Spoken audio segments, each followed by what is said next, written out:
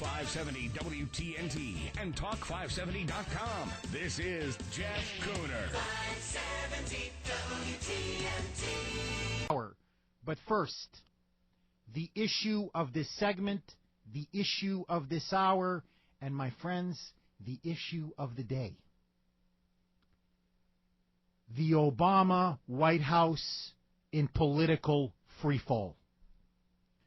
In the wake of the emerging catastrophe in the Gulf of Mexico, as we now approach over 60 days that the Gulf oil spill is gushing millions of barrels of oil across our entire Gulf Coast region, as it decimates the shorelines, as it destroys the wetlands, as it destroys the jobs and livelihoods of thousands upon thousands of people all across the Gulf Coast, from Mississippi to Florida.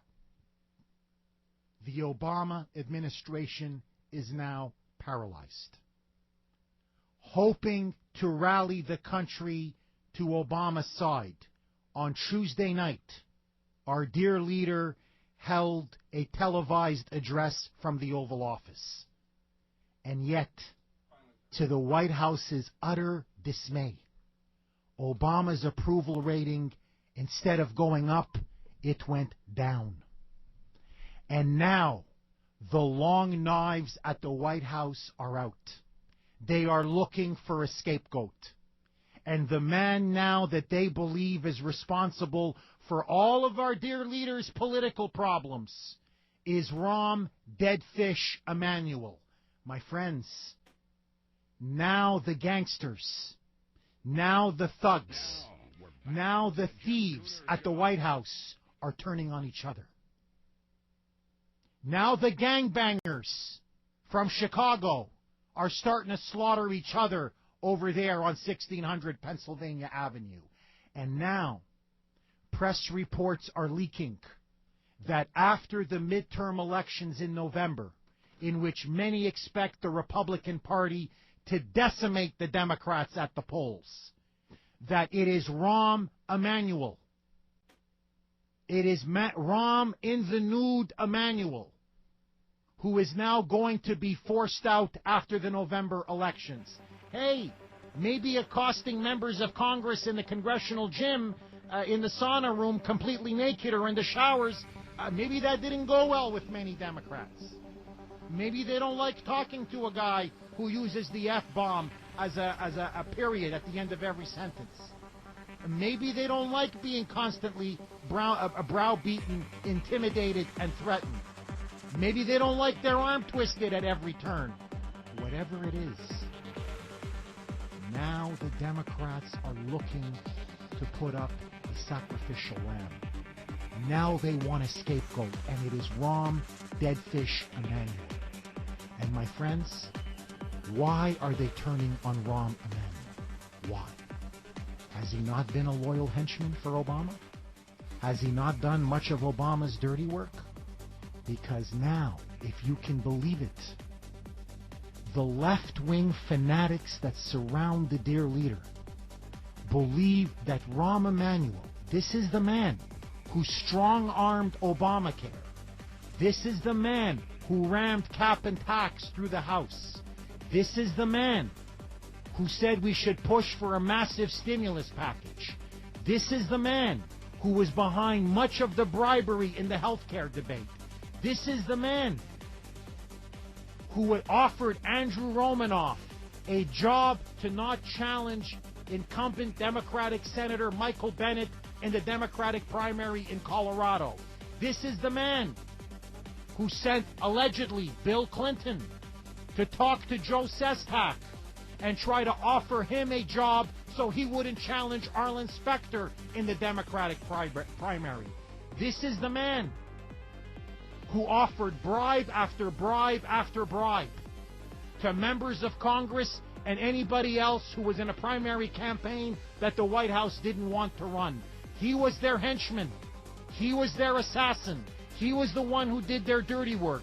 And now, if you can imagine it, to these left-wing fanatics, he's not left-wing enough. It is like an ideological purge. It is not enough that Rahm Emanuel is pushing for compromises.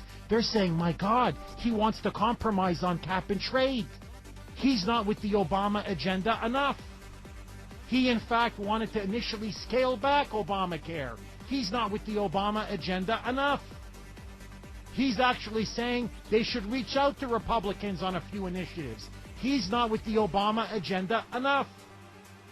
And so now, the White House is desperately trying to deny numerous media reports that Rahm Deadfish Emanuel is in fact going to start politically sleeping with the fishes. And my friends, here is what is happening. The White House realizes that politically a train wreck is going to happen in November. And now they are looking to lay to blame at some people's feet. They are now looking to see who can they point the finger at and say, this is the reason why our administration is faltering. This is the reason why we have lost all credibility and popularity with the American people. It's a personnel problem. It's Rahm Emanuel's problem. Soon it will be David Axelrod's problem. Eventually it'll be Valerie Jarrett's problem. It'll be everybody else's problem but the dear leaders. But the comrade-in-chief, the con man-in-chief, Barack Hussein Obama. If you notice, my friends, what does the administration do? What have they done at every turn? They blame everybody but themselves. When Martha Coakley went down to defeat against Scott Brown in Massachusetts, it was Martha Coakley's fault. When they rammed Obamacare down our throats, it was all because of the pharmaceuticals and the insurance companies that America was in a healthcare crisis. If you notice, when the stimulus package failed, it was the Republicans' fault. They didn't support it enough. The BP oil spill, it's BP's fault. It's the Navy's fault. It's the Coast Guard's fault. It's everybody's fault but Obama. And they think that if they just get the right personnel, if they get just the right technocrats, the right experts to surround the dear leader with, then all of their problems are going to go away. They won't. That's the problem. They won't. Because what the fundamental cancer on the Obama presidency is not ultimately Rahm Deadfish Emanuel. It's not even Pelosi or Dirty Harry Reid. It isn't. It is the president himself. It is his socialist agenda, which has failed at every turn. And in the end, my friends, let's be very clear about this. What has broken the president's back is that he has been unable to contain and clean up the oil spill in the Gulf of Mexico. This has occurred under his watch. He is the commander-in-chief. He is supposed to defend our Gulf Coast and our economic and national security, and he is unable and unwilling to do it. And right now, this is his Hurricane Katrina. And every day, you now see this presidency hemorrhaging and bleeding support. It may be gushing oil in the Gulf of Mexico, but here in Washington, it is gushing political blood, Obama's blood. And every day, he is being drained more and more of it.